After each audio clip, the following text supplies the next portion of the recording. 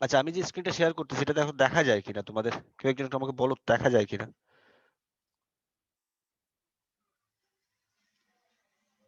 Hello?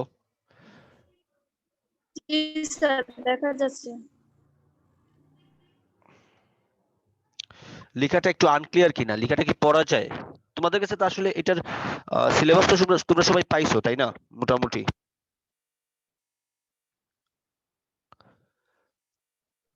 জি sir, আমি sir photocopy করে রাখছি স্যার।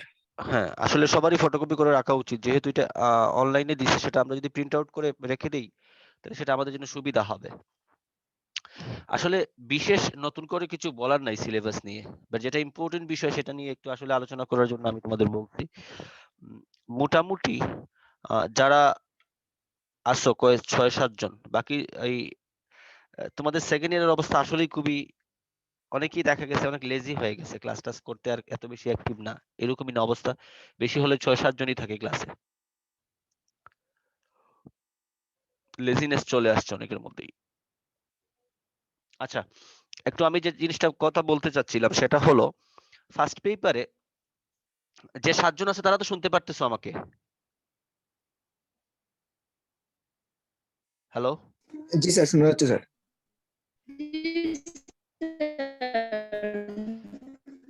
অনেকের নেটে একটু প্রবলেম করতেছে। আচ্ছা, সো খেয়াল করে দেখো, আমাদের ফার্স্ট পেপারে তেমন কোনো আসলে আলাদা করে আলোচনা করার কিছু নেই। যেটা সবচেয়ে চেঞ্জের যে বিষয়টা হয়েছিল সেটা আমরা সবাই আসলে খুব ইজিলি বুঝতে পারছি। সেটা হলো just choose the correct word বা অ্যান্সার, যেটা এমসিকিউ এ আগে আমরা অ্যান্সার করতাম 5টা, তাই না? এখন ওই জায়গায় শুধু 10টা হয়েছে। দ্যাট মিনস তোমার যে বোর্ড কোয়েশ্চেন্স গুলা যে আমরা ফলো করি, যেমন ধরো নবদূত আছে বা অ্যাডভান্স আছে, যেহেতু আমরা নবদূত ফলো করছিলাম, নবদূতে গিয়ে দেখতে পারবা যে তুমি এক্সট্রা কিছু এমসিকিউ দেয়া আছে, দেয়া থাকে না প্রত্যেকটা কোয়েশ্চেনের সাথে? হ্যালো? হ্যালো? কেউ একজন হা বা না বইলো, তাহলে বুঝতে পারবো যে তোমরা আসো।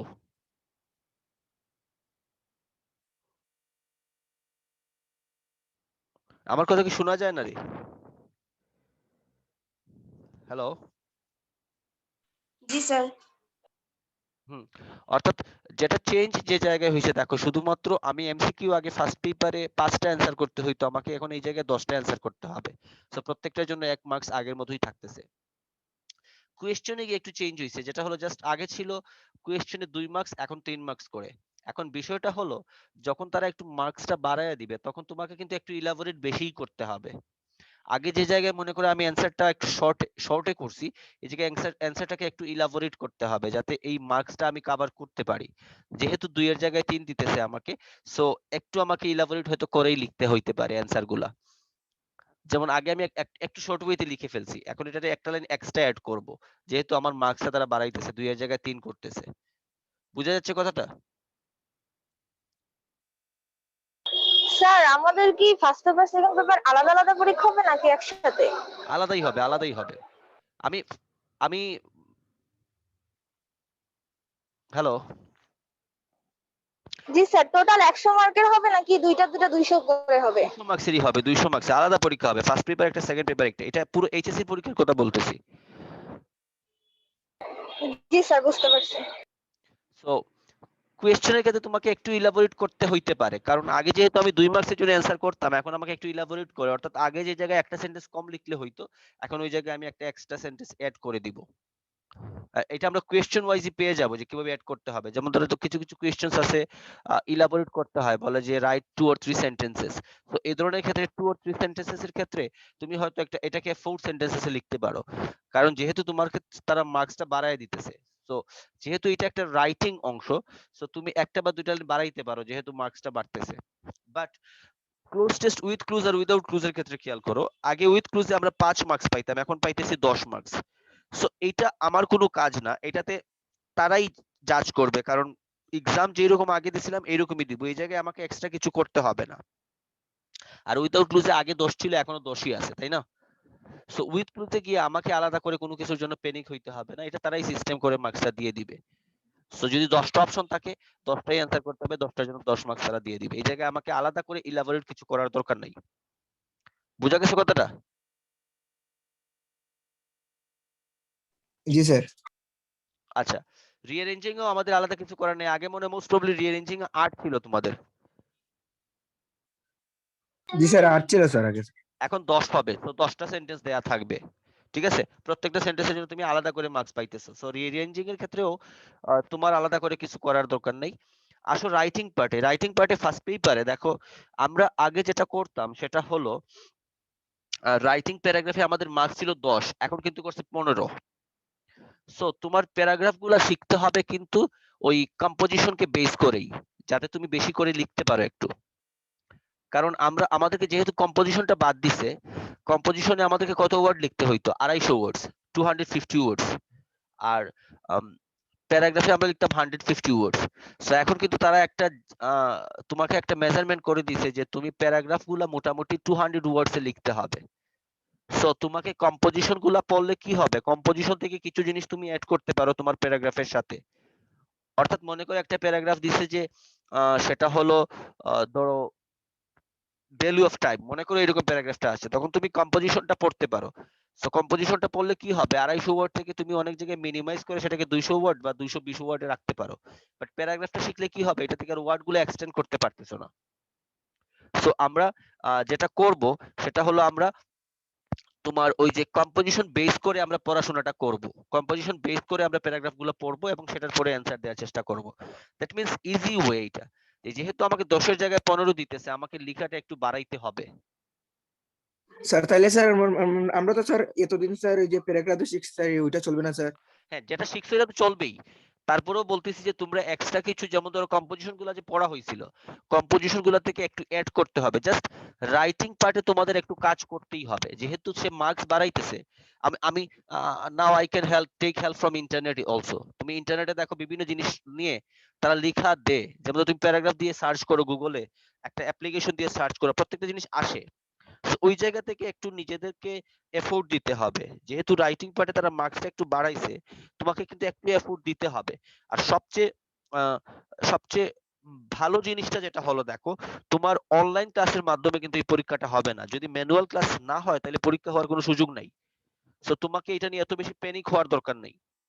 তোমার কিন্তু ক্লাসগুলো হবে, যেমন তারা যে ক্লাসগুলা ক্লাসিফাই করছে, এই ক্লাসগুলো নেয়ার পরেই কিন্তু এই পরীক্ষার কথা বলা হচ্ছে।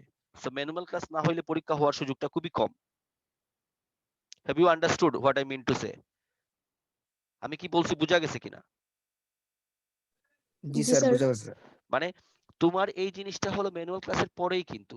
সো তুমি এর আগে কিন্তু নিজে একটু এফোর্ট দিয়ে জাস্ট রাইটিং পার্টটা, বাকি পার্ট কিন্তু তোমার এক্স্যাক্টলি সেমই থাকতেছে। তোমাকে একটু কাজ করতে হবে রাইটিং পার্টে। সো তুমি একটু ইন্টারনেট ইউজ করতে পারো, গুগলটাকে ইউজ করতে পারো, তুমি অন্যান্য বইটাকে ইউজ করতে পারো, কম্পোজিশন গুলোকে একটু ফলো করতে পারো, যাতে আমি প্যারাগ্রাফ গুলোকে একটু এক্সটেন্ড করে লিখতে পারি। And I think it's not a difficult task, এটা খুব একটা কঠিন কাজ হবে না। কারণ তোমরা কম্পোজিশন গুলো যে একেবারে পড়ো না এরকম কিন্তু না, কারণ আমাদের কম্পোজিশন গুলো পড়া হয়েছে। এটা থেকে আমি আমার প্যারাগ্রাফ গুলোকে একটু ইলাবোরেট করব। স্টোরি রাইটিং এর ক্ষেত্রে আলাদা করে কিছু বলার নাই। স্টোরি রাইটিং এর ক্ষেত্রে এটা স্টোরি যেগুলো ছিল যেরকম এইরকমই থাকবে, মার্কসটা তারা আলাদা করে দিবে, তারা জাজ করে যে তোমার লেখার উপর ডিপেন্ড করে। আর আরেকটা হলো informal letter, that means letter, ঠিক আছে? সো লেটারটাতেও কিন্তু দেখো আগে 5 মার্কস ছিল মাত্র, ইমেইল অথবা লেটার, তাই ছিল না? ইমেইল অথবা লেটারে আমাদের আগে অপশনে কিন্তু 5 মার্কস ছিল, এখন দিছে 15 মার্কস। সো তুমি বুঝতেই পারতেছো তোমার লেটার গুলাকে একটু ইলাবোরেট করে লিখতেই হবে, ঠিক আছে? স্যার স্যার হ্যাঁ বলো। নিয়ম সেম রেখে স্যার মধ্যর জায়গা স্যার একটু হ্যাঁ, নিয়ম ইলাবোরেট তো করে সেম, লিখে। নিয়ম same. You will never change the rules অথবা প্যাটার্ন। জাস্ট ওই লিখার মাঝখানে কিছু এক্সট্রা জিনিস অ্যাড করতে হবে এটাকে একটু ইলাবোরেট করার জন্য, নাথিং এলস। নিয়মটা তো আমি চেঞ্জ করে ফেলবো না। বুঝা গেছে কিনা ফার্স্ট পেপারের বিষয়টা?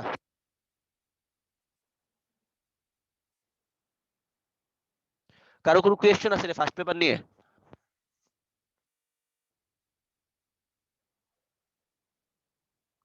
11 জন মানুষ, কথা বলো, কোনো কোয়েশ্চেন থাকলে আমাকে বলতে পারো।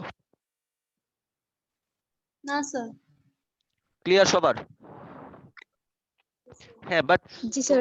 তোমাদের কিন্তু এফোর্টটা একটু বাড়াইতে হবে রাইটিং এর পার্টে, এটা কিন্তু একেবারে মানে ক্লিয়ার হয়ে গেছে। তো এটা তোমরা আশা করি একটু যদি এফোর্ট দাও এটা পারবা, অসম্ভব কিছু না। বাট সিলেবাস নিয়ে কি তোমরা স্যাটিসফাইড কিনা, কি মনে হয়?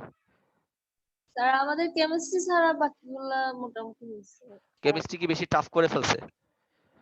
জি স্যার 8টা চ্যাপ্টার দিয়ে দিছে। রবি স্যার কি বললো, কথা হয়েছে রবি স্যারের সাথে?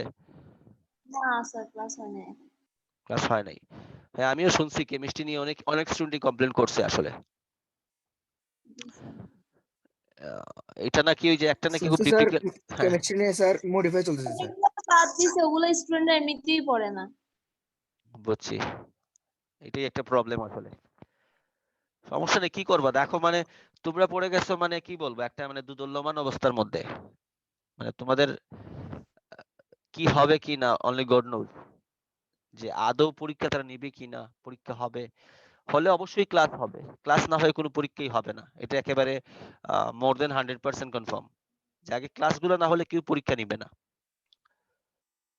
আর এই ইন্টেনশন গুলো স্টুডেন্টের আসলে অযথা আসে, অটো পাসের ইন্টেনশনটা, এটা আমি মনে করি যে স্টুডেন্টের জন্যই ক্ষতিকর। অনেক স্টুডেন্ট বলতেছে অটো পাস অটো পাস, এটা আসলে স্টুডেন্টের জন্য ক্ষতিকর, তাদের একটা আম, সারা জীবনের জন্য একটা স্ক্যান্ডাল থেকে যাবে যে অটো পাস করে আসছে, তাই না? পরীক্ষা দিয়ে পাস করার মধ্যে আলাদা একটা জি ইম্পর্টেন্স আছে। এগুলা যে স্টুডেন্ট গুলা বলে যে না অটো পাসটা দিয়ে দেওয়া হোক, এরা আসলে পড়াশোনা করতেই চায় না। সো অটো পাসটা আমি এটা কোনোভাবেই পক্ষে না, যেভাবে একটু কষ্ট করে হইলেও আসলে পরীক্ষাটা নেওয়া উচিত। আচ্ছা, সেকেন্ড পার্টের বিষয়টা দেখো। সেকেন্ড পার্টে যে জিনিসটা হচ্ছে তোমাদের মোটামুটি আমরা যেটা পাচ্ছি যে সেন্টেন্সের মধ্যে আমরা মডিফায়ার, সেন্টেন্স কানেক্টরস, পাংচুয়েশন এই সবগুলোই আমাদের আশা করি মোটামুটি আমরা একবার না দুইবার করে আমরা আলোচনা করছি। দেখা যাচ্ছে কিনা স্ক্রিনটা? স্ক্রিনটা কি দেখা যায় জি সেকেন্ড স্যার পেপারে? দেখা যাচ্ছে। আচ্ছা, তো যে জিনিসটা আমরা যেটা সেকেন্ড পেপারে যেটা আমরা আলোচনা করছিলাম যে সেটা হলো যে দেখো যে গ্রামার গুলা দিছে এই গ্রামার গুলা মোটামুটি, এটা কে লিখছে, রেকর্ডটা আপলোড অবশ্যই আপলোড করে দিব, ঠিক আছে, সমস্যা নেই। দেখো সেন্টেন্সের মধ্যে অর্থাৎ ইনক্লুডিং সেন্টেন্স আমরা যেগুলো পাচ্ছি মডিফায়ার, সেন্টেন্স কানেক্টরস, পাংচুয়েশন, অর্থাৎ আমাদের প্রোনাউন রেফারেন্সিংটা বাদ দিয়ে দিচ্ছে তারা, তাই না? মডিফায়ারটা আমাদের পড়তে হবে, সেন্টেন্স কানেক্টরসটা পড়তে হবে, আমাদেরকে পাংচুয়েশনটা পড়তে হবে। তো এইগুলা আমি যেটা বলছিলাম যে লাস্ট 5 ইয়ার্স এর কোয়েশ্চেন, তুমি 2019, 17, 18, 16, ইফ ইউ গেট 15, এগুলো একটু প্রচুর পরিমাণে প্র্যাকটিস করো। যদি এইগুলা কারো প্র্যাকটিস হয়ে যায় তাহলে তোমরা ওই যে বিভিন্ন ঢাকার বিভিন্ন কলেজ, ক্যাডেট কলেজ, এইগুলো একটু ফলো করো, আশা করি এর চেয়ে বাহিরে কিছু একটা আসবে না। এইগুলা তুমি যত বেশি ফলো করবা তত দেখবা গ্রামারটা তোমার অনেক বেশি ইমপ্রুভ হয়ে যাবে। Still if you find problems আমাকে বলবা, I will try to make you understand প্রত্যেকটা গ্রামার, যে কোনো গ্রামার আইটেম থাকুক সেটা যদি আবার বলো, গ্রুপে বলো, আমরা সেটা আলোচনা করতে পারবো। বাট তোমাকে উদ্যোগী হয়ে এই কাজটা করতে হবে। রেসপন্সিবিলিটি কিন্তু টিচারের যেমন তোমাদেরও রেসপন্সিবিলিটি অনেক বেশি, কারণ যেহেতু আমরা সবাই প্রবলেমটা ফেস করতেছি, ঠিক আছে না? তুমি শুধু টিচারের উপর ডিপেন্ডেন্ট হয়ে বসে থাকলে হবে না। আচ্ছা, so modifier, sentence connectors, punctuation এইগুলো আমরা আলোচনা করছি, এটা তো আমাদের আশা করি প্রবলেম হওয়ার কথা না, এটা আমরা একবার না ইভেন দুইবারও আলোচনা হয়েছে। সিনোনিম অ্যান্টোনিমস এ তো আসলে আলাদা করে কিছু বলার নাই, সেটা হলো তোমার সম্পূর্ণভাবে তোমার প্র্যাকটিসের উপর ডিপেন্ডেন্ট। ফ্রেজের ক্ষেত্রে আমরা কিছু উম, যদি তোমরা বলো যে ফ্রেজ নিয়ে আমরা একটা ক্লাস করতে পারি, আবার না, যেমন ধরো noun phrase, prepositional phrase, verb phrase, adjective phrase, infinitive phrase, phrase নিয়ে যদি তোমরা বলো তাহলে আমি একটা ক্লাস করাইতে পারি। ফ্রেজের কিছু বিষয় আছে একটু বোঝার। যদিও এই ফ্রেজটা আমাদের বিশেষ করে কাজে লাগতো হলো তোমার প্রোনাউন রেফারেন্সিং এ, যেহেতু প্রোনাউন রেফারেন্সিংটা নাই, ফ্রেজটা হয়তো অন্য কোনো ভাবে গ্রামারে আসতে পারে, আমরা একটু দেখবো না কিরকম দিতে পারে। ক্লজ, ক্লজ নিয়েও আমরা আশা করি একটু আলোচনা আমাদের আছে, subordinating, coordinating, adjective, main clause. Main ক্লজটাকেই বলা হচ্ছে আসলে প্রিন্সিপাল ক্লজ বা ইন্ডিপেন্ডেন্ট ক্লজ। সাবঅর্ডিনেটিং ক্লজটাকে বলা হয় ডিপেন্ডেন্ট, আর কোঅর্ডিনেটিং মানে হলো দুইটা ইন্ডিপেন্ডেন্ট ক্লজ যখন একসাথে বসে তখন সেটাকে কোঅর্ডিনেটিং ক্লজ বলা হয়। আশা করি এগুলো সম্পর্কে নলেজ তোমাদের ক্লিয়ার আছে মোটামুটি, তাই না?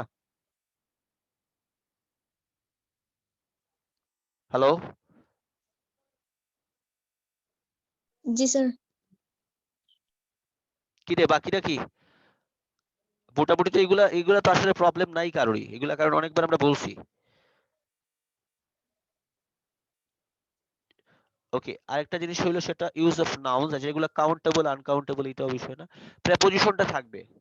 সো প্রেপোজিশনটা প্র্যাকটিস তোমাকে অবশ্যই করতে হবে, সেটা হলো ওই তুমি বোর্ড কোয়েশ্চেনস গুলো ফলো করতে পারো। আর আরেকটা জিনিস হলো কিছু অ্যাপ্রোপ্রিয়েট প্রেপোজিশন পড়তে হবে তোমাদের। বইয়ের মধ্যে দেখবা যে অ্যাপ্রোপ্রিয়েট প্রেপোজিশন দেয়া আছে, এগুলা জাস্ট পড়ার জন্য পড়া না। যেমন ধরো জাস্ট এমনিতেই তুমি রিল্যাক্স করতেছো, তখন কিছু প্র্যাকটিস করতে পারো 10টা 12টা 15টা যেভাবেই পারো। মানে এইগুলাকে তুমি জাস্ট একটু তোমার মানে ন্যাচারাল করে ফেলতে হবে এই প্র্যাকটিসটা। কারণ প্রেপোজিশনে তোমাকে রুলস পড়ায় যে কেউ খুব ভালো করে দিতে পারবে সেটা আসলে কোয়াইট টাফ। তোমাকে এইগুলা যত বেশি অ্যাপ্রোপ্রিয়েট প্রেপোজিশন তোমার জানা থাকবে তত বেশি তোমার জন্য হেল্পফুল হবে। ঠিক আছে?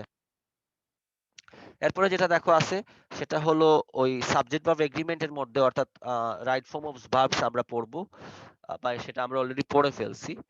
তারপরে কিছু রেগুলার ভার্ব, ইরেগুলার ভার্বস, তারপরে ফিনিট নন ফিনিট, এগুলো আসলে আশা করি আমরা আলোচনা করছি, ট্রানজিটিভ ইনট্রানজিটিভ। আর যদি তারপরেও মনে হয় যে এগুলো একটু প্রবলেম আছে, আমি এগুলো নিয়ে আরেকবার একটু আলোচনা করব। ইনফিনিটিভ জিরান পার্টিসিপল এটাও আমরা আলোচনা করছি। প্রেজেন্ট টেন্স পাস্ট টেন্স এগুলো নিয়ে তো আসলে কিছু বলার নাই। নারেশন চেঞ্জটা থাকবে, সেটাতে হলো 5 মার্কস তোমার। আরেকটা জিনিস হলো স্পেশাল ফ্রেজটা দিছে, যেটা special uses of phrase most probably আছে। স্পেশাল ইউজেস না, এটা মনে হয় নাই। এটা কি বাদ দিছে রে 3 নাম্বারটা? না, আছে 3 নাম্বারটা স্পেশাল ইউজেস অফ ফ্রেজ। তো স্পেশাল ফ্রেজটাও থাকবে, এটা ইজিলি অ্যানসার করা যায়। এরপরে হইলো প্যারাগ্রাফ। আচ্ছা, এইগুলার মধ্যে কোনো টপিক বলো যে একটু আলোচনা করা লাগবে বা আলোচনা হয় নাই। কেউ একজন একটু প্লিজ বলো আমাকে।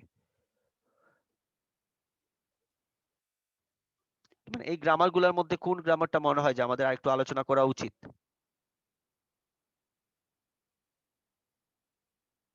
স্যার ফ্রেজ আর ক্লোজটা তো আলোচনা করা হয় নাই। ফ্রেজার ক্লজটা না? জি স্যার। আচ্ছা, তাহলে সমস্যা নেই, আমি ফ্রেজ আর ক্লজ নিয়ে আলোচনা করব।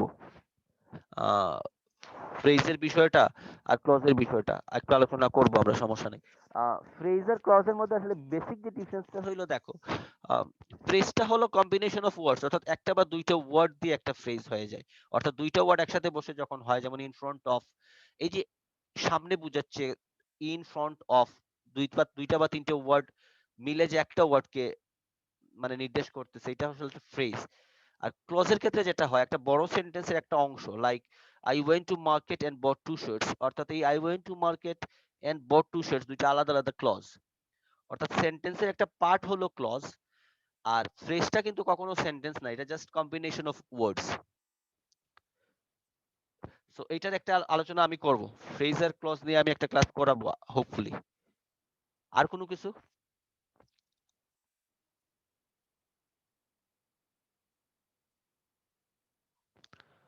আর কোনো কিছু কি রিভাইজ লাগবে?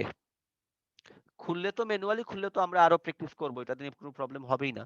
মানে বলতেছি আপাতত অনলাইনে যদি ক্লাসের কথা বলো, তাহলে ফ্রেজ পাইলাম, আমি ফ্রেজ ক্লজ একটা পাইলাম। অন্য কোনো কিছু? স্যার অ্যাডভার্ব আর অ্যাডভার্বিয়াল একটা ক্লাস নিয়েন স্যার, এটা তো স্যার কনফিউশন লাগতেছে। আচ্ছা, adverb adverbials, okay okay, no problem, I will. Adverb adverbials পাইলাম আমরা। আচ্ছা, আমাকে কেউ একজন বলো তো, how can we actually identify the difference between adverbs and adjectives? মানে খুব ইজিলি আমরা আইডেন্টিফাই কিভাবে করতে পারবো যে এটা অ্যাডজেক্টিভ, এটা adverb? Do you have any idea, anyone?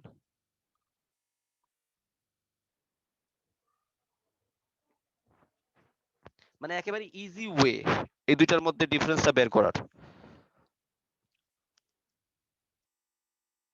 কারণ এই প্রবলেমটা কেন হয়, কিছু কিছু শব্দ আছে এটা অ্যাডজেক্টিভ হিসেবে ব্যবহৃত হয়, আবার অ্যাডভার্ব হিসেবে ব্যবহৃত হয়। এখন তোমাকে এটা বের করতে হবে যে এটা আসলে অ্যাডভার্ব হিসেবে বসছে না এটা অ্যাডজেক্টিভ হিসেবে বসছে। তো এটা একটা খুব ইজি একটা সলিউশন আছে, সেটা হলো দেখো, অ্যাডভার্ব কিন্তু মডিফাই করে নাউন এবং প্রোনাউন ছাড়া বাকিগুলাকে। দ্যাট মিন্স অ্যাডভার্ব নিজেকেও মডিফাই করে, অ্যাডজেক্টিভকে মডিফাই করে, আবার ভার্বকে মডিফাই করে। কিন্তু অ্যাডজেক্টিভ কিন্তু নাউন আর প্রোনাউনকে মডিফাই করে। সো যদি কোন শব্দ নাউন বা প্রোনাউনের আগে বসে তখন সেটাকে আমরা অ্যাডজেক্টিভ ধরে নিব, সেটা অ্যাডভার্ব বলা যাবে না, যদিও সেটা অ্যাডভার্ব হিসেবে ব্যবহার হইতে পারে। কথাটা কি বুঝাইতে পারছি আমি?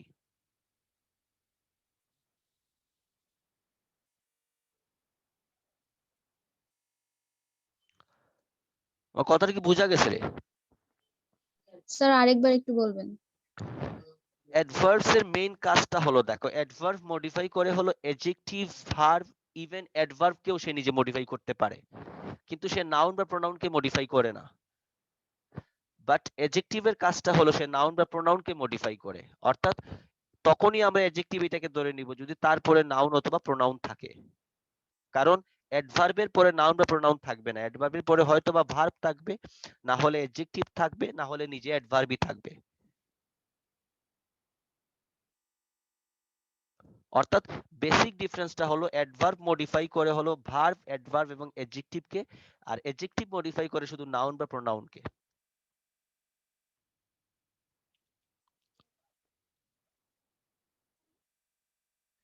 এখনো কি বোঝা যায় নাই? জি স্যার। দেখো এখন অ্যাডভার্বকে সে কিভাবে মডিফাই করতে পারে, অ্যাডভার্ব আবার অ্যাডভার্বকে কিভাবে মডিফাই করবে।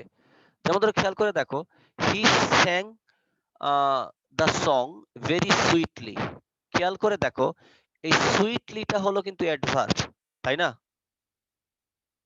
কিন্তু এই জায়গায় আবার দেখো তার আগে আমি ভেরি ইউজ করছি, তো ভেরিটাও কিন্তু অ্যাডভার্ব। সো এই ভেরি বসার কারণে সেটা কিভাবে গান গাচ্ছিল, খুব ভালোভাবে খুব মিষ্টি সুরে গান গাচ্ছিল, সেটাকে মডিফাই করতেছে। সো অ্যাডভার্বটা নিজেকেও মডিফাই করতে পারে, এবং সে অ্যাডজেক্টিভ মডিফাই করে এন্ড ভার্বকেও মডিফাই করে, বাট অ্যাডজেক্টিভ শুধুমাত্র নাউন এবং প্রোনাউনটাকেই মডিফাই করে। এই হলো অ্যাডজেক্টিভ আর অ্যাডভার্বের মধ্যে আসলে বেসিক ডিফারেন্স, যেটা বিভিন্ন তোমার ইউনিভার্সিটি কোয়েশ্চেনেও আসে, যে তারা বলে যে একই শব্দ দিয়ে দেখি কিছু কনফিউজিং ওয়ার্ড দিয়ে দিয়ে বলে যে এইটা তো এটা অ্যাডজেক্টিভ না অ্যাডভার্ব, তুমি ফাইন্ড আউট করবা। তখন কিন্তু এই প্রবলেমটা হয়ে যায়। তো তোমাকে দেখতে হবে যে এটার পরে নাউন আছে কি প্রোনাউন আছে। যদি নাউন প্রোনাউন থাকে তাহলে আমরা বলবো যে এই শব্দটা এই জায়গায় অ্যাডজেক্টিভ হিসেবে ব্যবহৃত হয়েছে। আর যদি দেখি যে নাউন বা প্রোনাউন নাই, কোনো অ্যাডজেক্টিভ ভার্ব অথবা অ্যাডভার্ব আছে, তখন সেটাকে আমরা অ্যাডভার্ব বা অ্যাডভার্বিয়াল হিসেবে ধরে নিব। এখন কি ক্লিয়ার?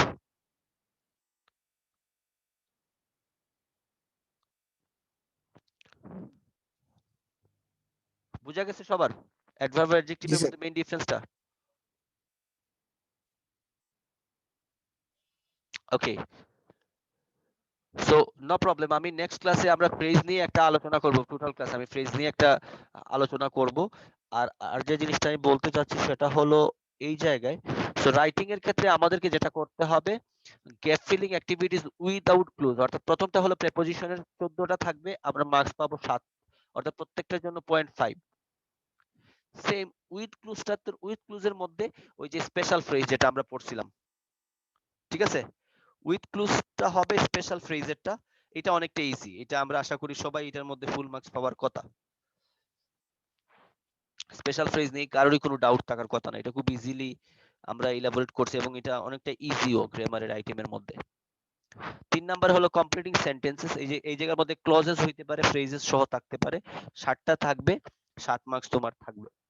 আগে যেটাতে 5 ছিল, প্রত্যেকটা গ্রামারে 5 ছিল, এখন তারা গ্রামারের মার্কস গুলাকে একটু মডিফাই করছে। এরপরে হলো রাইট ফর্ম অফ ভার্বস এর মধ্যে 14টা থাকবে, 7 মার্কস। নেগেটিভ স্টাইলে চেঞ্জ করে নাই, 5 এর মধ্যে 5ই থাকবে, অবশ্যই প্যাসেজ নারেশন। মডিফায়ারস এ 5, 10টা থাকবে, এটা আগের মতোই। সেন্টেন্স কানেক্টরস এ আগে ছিল 10টা, এখন করছে 14টা, মার্কস ছিল 5, এখন হয়েছে 7। সিনোনিম অ্যান্টোনিমে আগে ছিল 5, এখন হয়েছে 7। পাংচুয়েশনও সেম, 5 এর জায়গায় 7 করছে তারা। তো আশা করি মার্কিং নিয়ে কোনো কোয়েশ্চেন নাই। তোমাদের একটু যেটা প্রবলেম সেটা ফ্রেজ ক্লজ, আমি নেক্সট ক্লাসে ফ্রেজ ক্লজ নিয়ে আলোচনা করব। রাইটিং পার্টে আমার কোনো কোয়েশ্চেন থাকলে আমাকে বলতে পারো। হ্যাঁ, রাইটিং পার্টে একটু আলোচনার বিষয় আছে রে, যে জিনিসটা বলতে চাচ্ছিলাম। তোমরা যেটা পড়ছো সেটা হলো লিস্টিং বা ডিসক্রিপশন প্যারাগ্রাফ, বাট তোমাদের কাছে একটা নতুন প্যারাগ্রাফ আসছে পরীক্ষার জন্য, সেটা হলো comparison and contrast, cause and effect. এটা তোমরা আগে পড়ো নাই? কেউ কি পড়ছো এগুলো আগে?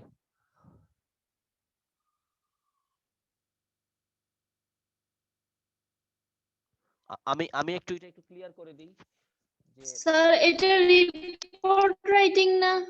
বুঝি নাই, আরেকবার বলো। Report writing. না, রিপোর্ট রাইটিং তো নাই, দুইটাই প্যারাগ্রাফ। ও স্যার, একটা হলো formal letter, that means application. তাহলে স্যার এটা সম্পর্কে কিছু বলেন। হ্যাঁ, এই জায়গায় দেখো, একটা হলো রাইটিং প্যারাগ্রাফ, লিস্টিং। লিস্টিং যেটা হলো, যেটা আমরা পড়ছি, like winter morning, gender discrimination, like তোমার মনে করো মুনলিট নাইট, এই এই যে প্যারাগ্রাফ গুলো আছে, এইগুলা হলো লিস্টিং বা ডিসক্রিপশন প্যারাগ্রাফের মধ্যে পড়ে। ঠিক আছে, যেগুলো আমরা গতানুগতিক যে প্যারাগ্রাফ গুলো পড়ছি। হ্যাঁ, আগে মার্ক ছিল 10, এখন হয়েছে 15। সো আমাদেরকে ওই জায়গায় ওই কম্পোজিশনের মতো ফার্স্ট পেপারে যেমন বলছি, কিছু কম্পোজিশন পড়তে হবে, কিছু এক্সট্রা অ্যাড করার চেষ্টা করতে হবে নোট করে নিজেদের। যেহেতু সে বলে দিছে, আগের প্যারাগ্রাফ গুলো ছিল 150 ওয়ার্ডস এর, এখন সে বলেই দিছে যে 200 ওয়ার্ডস এ লিখতে হবে। সো তোমাকে একটু বড় করে লিখতেই হবে। মেইন জিনিসটা হলো এইটা, comparison and contrast. Comparison and contrast paragraph নিয়ে কি কারো কোনো আইডিয়া আছে রে?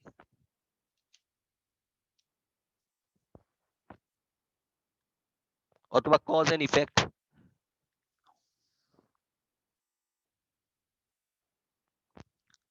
কেউ কি বলতে পারবা যে কম্পারিজন এন্ড কন্ট্রাস্ট বা কজ এন্ড ইফেক্ট প্যারাগ্রাফ গুলা কোনগুলা?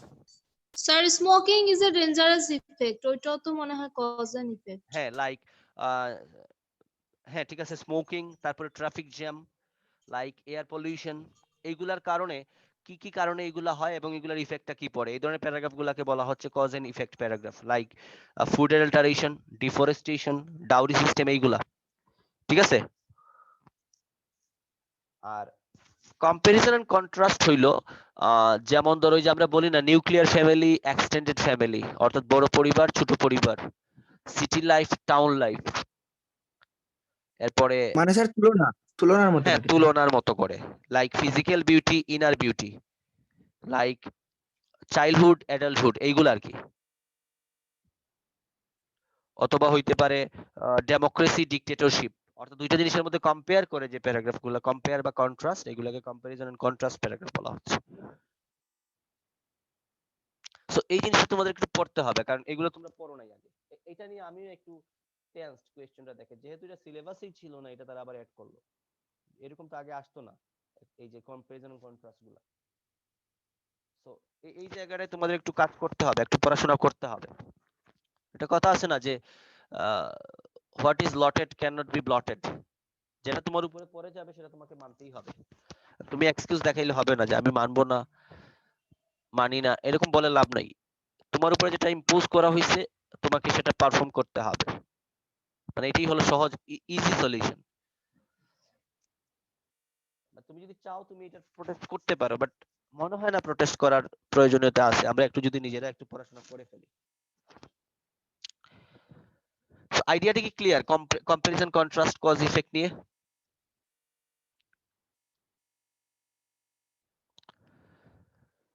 আইডিয়াটা কি ক্লিয়ার রে? জি স্যার।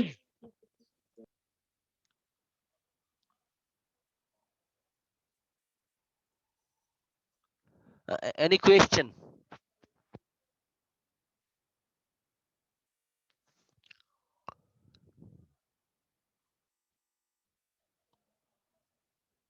হ্যাঁ, আমি কথাগুলো খুব কম সময়ে শর্ট করে বুঝাই দিছি, বাট সিরিয়াসলি তোমাদেরকে একটু রাইটিং এর পার্টে একটু কাজ করতে হবে।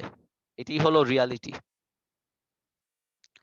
মানে এখন তোমার কাছে কোনো কিছু অটোমেটিক্যালি তৈরি করা না, তোমাকে একটু এটার জন্য এফোর্ট দিতে হবে। এটাই হলো মেইন কথা।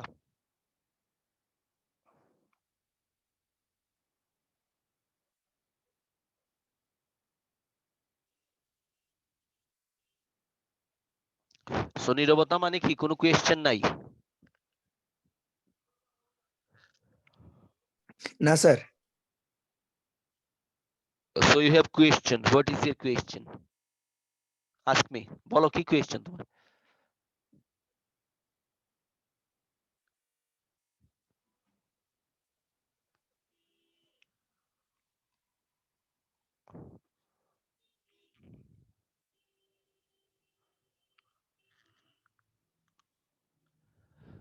আচ্ছা, কোয়েশ্চেন না থাকলে আমার মনে হয় আমরা আলোচনাটা করে ফেলছি। আমরা নেক্সট ক্লাসে ফ্রেজ এন্ড ক্লজ নিয়ে আমি একটু আলোচনা করব তোমাদের সাথে।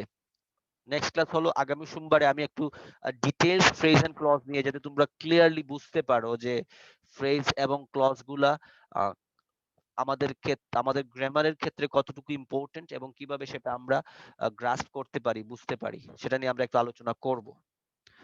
And, আমার মনে হয় যদি কোয়েশ্চেন কোনো কিছু না থাকে then we can close. Sir letter তো বেশি বড় করা যাবে না স্যার, কিন্তু না, লেটারটা বড় করা যাবে বাট অ্যাপ্লিকেশনটা বড় করা যাবে না। লেটারে কিন্তু ডেসক্রিপশন দেয়া যায় কিছু এক্সট্রা অ্যাড করে। তুমি দেখবা বইয়ের মধ্যে অনেকগুলা লেটার অনেক লম্বা করে লেখাও আছে, বাট অ্যাপ্লিকেশনে গিয়ে তুমি ইলাবোরেট করতে পারবা না। লেটার গুলা যেমন ধরো জাস্ট কিছু এক্সট্রা যেগুলো তুমি স্কিপ করতা, সেই জিনিসগুলোকে একটু ইলাবোরেট করবা, তাহলে লেটারটা কিন্তু বড় হয়ে যাবে একটু, মানে ওয়ার্ড ওয়াইজ। কিন্তু অ্যাপ্লিকেশনে সেই সুযোগটা খুব কম থাকে রে। জি স্যার। লেটারটাকে তুমি চাইলেই একটু বড় করতে পারবা, তোমাকে একটু বইগুলো একটু ঘাটাঘাটি করতে হবে, কিছু বই দেখতে হবে, দেখবা কিছু কিছু বইয়ে লেটার গুলাকে একটু এক্সটেন্ডেড ওয়েতেই দিছে। অথবা যদি দেয়া না থাকে, যেমন ধরো একটা জিনিস আসছে যে ডিসক্রাইব ইউর কান্ট্রি, তো তুমি ইউর কান্ট্রি প্যারাগ্রাফ থেকে অথবা কম্পোজিশন থেকে কিছু জিনিস অ্যাড করতে পারো লেটারে, যেগুলো তুমি আগে হয়তো করো নাই, মার্কস কম ছিল বলে। বোঝা গেছে পয়েন্টটা? জি স্যার। বাট অ্যাপ্লিকেশনে আমার এতটুকু করার দরকার নেই। অ্যাপ্লিকেশনে আমি, কারণ আমাকে I need to finish it within a single page, so আমাকে এই জায়গায় এক্সটেন্ড করলেও হবে না, আর এক্সটেন্ড করার খুব একটা ইম্পর্টেন্স পড়ে না অ্যাপ্লিকেশনে। লাইক যদি ইমেইল থাকতো, ইমেইলেও কিন্তু আমি খুব বেশি এক্সটেন্ড করতাম না, কারণ ইমেইলে তারা মেইন জিনিসটাই জানতে চায় কি তুমি করতে চাচ্ছ সেটাই। বাট যেহেতু এটা লেটার দিছে, আমাকে একটু এক্সটেন্ড করতেই হবে। ঠিক আছে? জি স্যার। ওকে। আর বাকি কি অবস্থা তোমাদের? পড়াশোনার কি অবস্থা? পড়াশোনা কি হয় না সবাই ঘুমায় পড়ো? ঘুম বেড়ে গেছে কোনটা? সব সাবজেক্টের কি অবস্থা?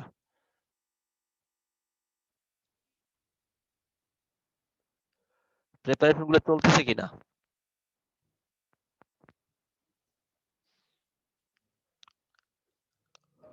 বাংলার কি অবস্থা রে? বাংলা কি ইজি করছে না প্রবলেম আছে?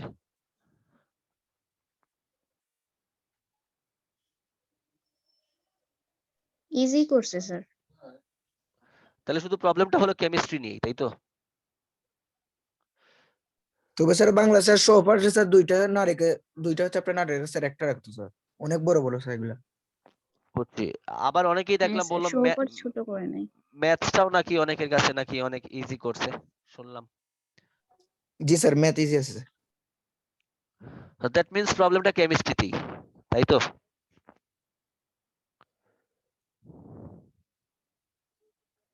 তাহলে তোমরা রবি স্যারে দৌড়ো, স্যার যে সাবজেক্ট গুলো দিছে এগুলো একটু, মানে স্যার তো এগুলো আসলে মনে করে তোমাদেরকে একবারে ইলাবোরেটলি পড়াই দিয়ে দিচ্ছে।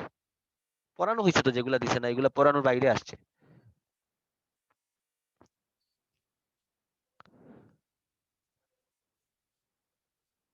নতুন কোনো সাবজেক্ট তো মানে টপিক তো অ্যাড করে দেয় না, এগুলো তো বইয়ের মধ্য থেকেই তো অ্যাড দিচ্ছে, তাই না? হ্যাঁ স্যার, এমন টপিক দিছে যে ওইগুলা মানে যেগুলো বাদ দিছে ওইগুলা না পড়লে এটা বোঝা যাবে না, এরকম আর কি। বুঝছি বুঝছি। ওকে, সো কিছু তো আর করার নাই, যেটা দেশে সেটা মানতেই হবে। দেখো স্টিল কি হয়। আমরা তো পুরোপুরি মানে পেসিমিস্টিক হয়ে গেছি যে we are still not sure what will happen, মানে বুঝাই যাচ্ছে না স্টিল। কেউ কেউ বলতেছে যে ফেব্রুয়ারি পরেই খুলে দেওয়ার কথা, কেউ বলতেছে আবার we are not sure, maybe it will continue up to April. So only god nose কি হবে। বাট আমরা আমাদের পড়াশোনাটা চালিয়ে যাব, কারণ আমরা কোনো কিছুর উপর ডিপেন্ডেন্ট হয়ে থাকলে প্রবলেম আছে। আমরা আমাদের পড়াশোনাটা চালিয়ে যাব আমাদের মতো করে। স্যার লস তো আমাদেরই হলো স্যার, এডমিশনের জন্য তো পুরো বই পড়তে হবে। ওইটাই, কিছু করার নাই। এটাই তো বললাম না একটু আগে, যেটা কিছু করতে পারবো না সেটা আমাদেরকে মেনে নিতে হবে, সেটাই হলো আসলে বাস্তবতা। এই লস তো কেউ ইচ্ছে করে করেও নাই, ইন্টেনশনালি হয় নাই, আনইনটেনশনালি হয়ে গেছে, আর সেটার ইম্প্যাক্টটা তোমাদের উপরেই পড়ে গেছে। জি স্যার। তো আশা করি এটা ঠিক আছে। এতটুকু থাকুক, আমি নেক্সট ক্লাসে নেক্সট সোমবারে ফ্রেজ এন্ড ক্লজ নিয়ে একটু আলোচনা করব না, ঠিক আছে? জি স্যার। তারপরে যদি কারো কোনো কিছু জানার থাকে গ্রুপে আমাকে বইলো। ওকে, জি স্যার, নমস্কার স্যার। নমস্কার। Okay, have a good day, bye. आदाब सर। आदाब। आदाब सर। आदाब।